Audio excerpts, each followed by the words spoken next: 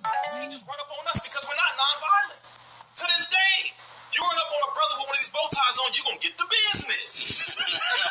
So they don't want nobody around us. No, why? Because we are going to inspire you to really stand up for yourself, like Malcolm was inspiring the people, like his teacher taught him, the Most Honorable Elijah Muhammad, and like Malcolm was the mentor to the Honorable Minister Farrakhan. Just so you know, so again, no, all of that was exposed. I'm Amy Goodman.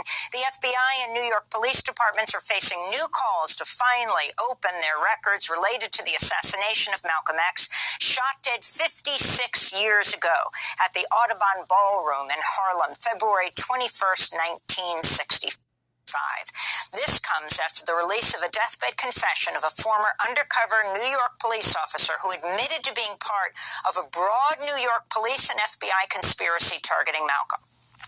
In the confession, the former officer, Raymond Wood, who died last year, admitted he entrapped two members of Malcolm's security team in another crime, a plot to blow up the Statue of Liberty, just days before the assassination. On Saturday, Ray Wood's cousin Reggie Wood read the letter at a news conference at the Shabazz Center in Harlem. It was my assignment to draw the two men into a felonious federal crime so that they could be arrested by the FBI and kept away from managing Malcolm X's Audubon Ballroom door security on February 21st, 1965. In his letter, Raymond Wood also revealed he was inside the Audubon Ballroom at the time of Malcolm's assassination. At least one other undercover New York police officer, Gene Roberts, was also inside after infiltrating the security team of the Organization of Afro-American Unity, the group Malcolm founded after leaving the Nation of Islam. Both officers, Wood and Roberts, were part of the Bureau of Special Services and Investigations, or BOSSI, a secretive political intelligence unit of the NYPD nicknamed the Red Squad. Following Malcolm's assassination, police arrested 3 members of the Nation of Islam for his murder, but questions about the guilt of the men have lingered for decades. In his letter, Raymond Wood openly says one of the men, Thomas Johnson, was innocent and was arrested to, quote, protect my cover and the secrets of the FBI and the NYPD, unquote. Ray Wood's letter echoes claims in recent books by Manning Marable and Les Payne that some of Malcolm's actual assassins were never charged. The police know the criminal operation of the Black Muslim movement because they have thoroughly infiltrated it. Because they have thoroughly infiltrated it. Those are the words of Malcolm X right before his assassination, right after his home was firebombed in February of 1965.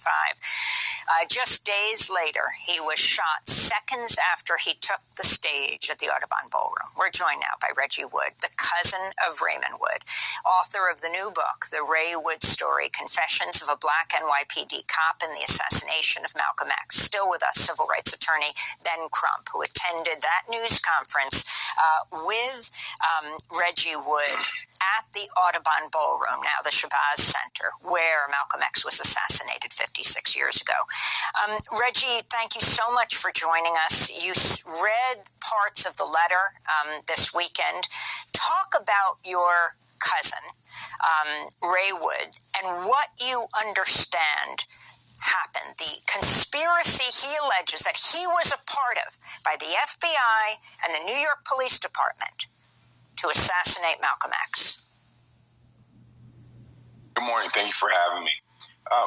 Ray was a complicated man. I think based on his past experiences, he lived with a lot of fear and caution on a daily basis, which he instilled in me over the past 10 years. But Ray was a person that lived as he lived as a very quiet and reserved person because of what he had experienced. He witnessed some horrible things firsthand and also realized that he was a part of it after the fact. And so therefore, Ray was told by his handlers that not to repeat anything that he had seen or heard, or he would join Malcolm. Therefore, for 46 years, Ray separated himself from the family and in fear that he would put us in danger. Ray lived alone many years, and he finally, in his final years, when he realized that his cancer was reoccurring, he wanted to reconnect with family because he didn't want to die alone. So I volunteered to move him to Florida so that my wife and I could take care of him and get him back and forth to his cancer treatments, things of that nature. And therefore, he trusted me enough to reveal this information and ask me not to say anything until he passed away, but at the same time, not to allow him to take it to his grave. You write in your book, Reggie Wood, he'd spent years living in relative obscurity, wanting to ensure the cops wouldn't preemptively act to silence him. He also feared retribution from society, especially the Black community. Ray was ashamed of what he'd been a part of and felt he'd betrayed his own people. Due to his lugubrious feelings about his actions and fear for what might be done to him in retaliation, this 2015 article deeply impacted Ray, and he's talking about this news coverage from February. He was talking about the article by Garrett Felber in The Guardian that really laid out your cousin's seminal involvement here and the FBI police involvement in the assassination. Yes, that book really details everything that happened. I felt that after consulting with Mr. Crump, I was looking for the best way to put this information out there. I wasn't sure if it was safe to turn it over to authorities. Therefore, I just wrote everything that Ray told me into this memoir and made it available to the world so that everyone would see it and hear it at the same time. And I think that's the best way to do it. It's a load off of my back because I'm no longer in fear of the government trying to quiet me as well. I want to turn to news coverage from February 1965 about the police orchestrated plot to blow up the Statue of Liberty. This was just days before Malcolm X's assassination. This might be news to a lot of people, even old-time activists. In the video, Raymond Wood is seen being promoted for his role in that plot. The happy ending to the plot was written by a rookie policeman who had been on the force only 8 months when he infiltrated the extremist group. His work led police to a quiet New York residential area where the dynamite had been hidden. Another arrested was Khalil Saeed, who police say went to the Statue of Liberty to buy a model and further the plot with the fourth conspirator, Walter Bowe. The hero cop, his face hidden for future undercover work, is promoted on the spot to the rank of detective. A happy climax to a bizarre story. The arrests were carried out on February 16th, just days before Malcolm X was assassinated. And this is very significant, Reggie Wood, as you know, this so-called Statue of Liberty plot, because these men who were arrested were the security team of Malcolm X, meaning he wouldn't have them there February 21st, a few days later when he was assassinated. That's correct. That's correct. As we were doing our research, my research assistant, Lizette Salato, really helped me put the pieces together. We whiteboarded everything that Ray said and attempted to connect it to facts that the FBI had released and that historians had pulled out. And we worked closely with some historians to try to corroborate the information that was there.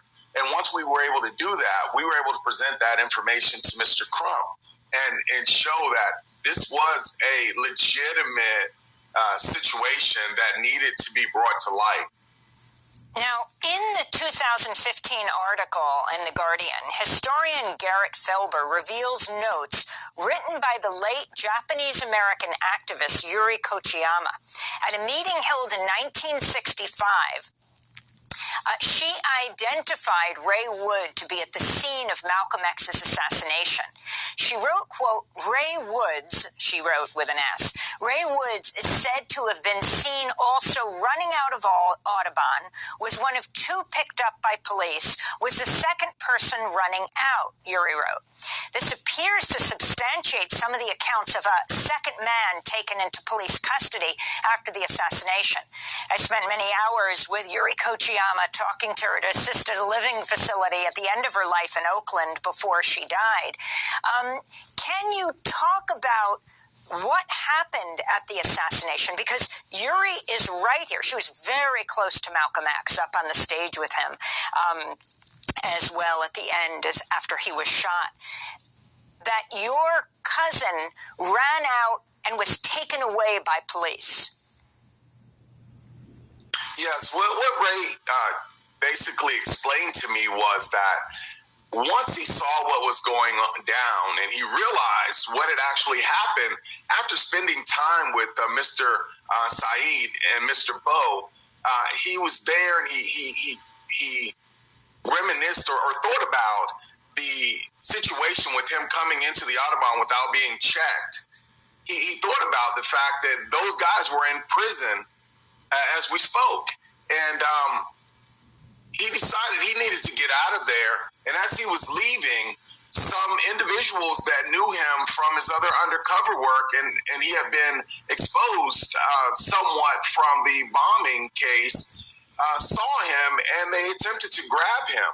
As they were grabbing him, trying to restrain him, a police officer intervened and grabbed Ray and took him into the police car.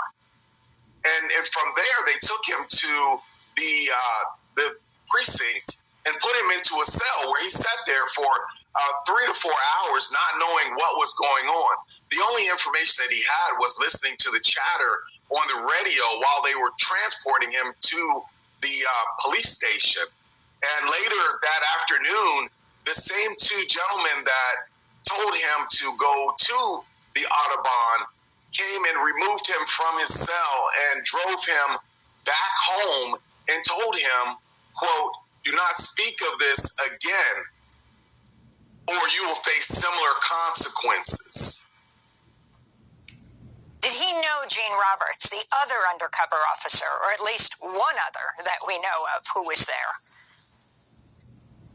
No, he did not. He did not know him. He did not know he was an undercover. He assumed he was part of Malcolm X's team. So, Ben Crump, you ended the last segment where we want to talk at the end of this segment, and that is the issue of what evidence is out there that the police or the FBI is hiding and what you are calling for. It's interesting that last week a court ruled that the disciplinary records of New York police going back for years must be released. De Blasio said they're releasing them. The mayor of New York, not clear if they're being released at this moment. That's disciplinary records. And the police unions have been fighting this tooth and nail. What are you calling for in this case? Well, Amy, thank you for covering this important matter as well. And to Reggie Wood, who has put forth this dying declaration letter from his cousin, Ray Wood, and documented all the corroborating evidence in the memoir that he and Lisette researched to show that everything in that letter is true. It is legitimate, and that's very important to help exonerate all those black people who were wrongfully convicted by Ray Wood's work, all those people who have been conspired against by the NYPD and the FBI, whether that be Walter Bowe, Khalid Saeed, whether it be Thomas Johnson, who was picked up, who wasn't even at the Audubon ballroom, but to ensure that Ray's cover would not be blown, was arrested and served almost 3 decades in prison for a crime of killing Malcolm X that they all knew he did not do. And also Tupac Shakur's mother, Fannie Shakur, part of the Panther 21, who Ray Wood testified against, saying that they tried to blow up New York monuments, and therefore, quite literally, she was in prison when she had her prince, Tupac Shakur, because of NYPD and the FBI were conspiring to wrongfully convict them. And as Ray Wood said in his letter, their job was to discredit civil rights organizations and black leaders. And that's why we're calling for a Malcolm X commission to be convened by the United States Congress. So his daughters, but also the people who was affected by these felonious actions of NYPD and the FBI to target black people can be exposed.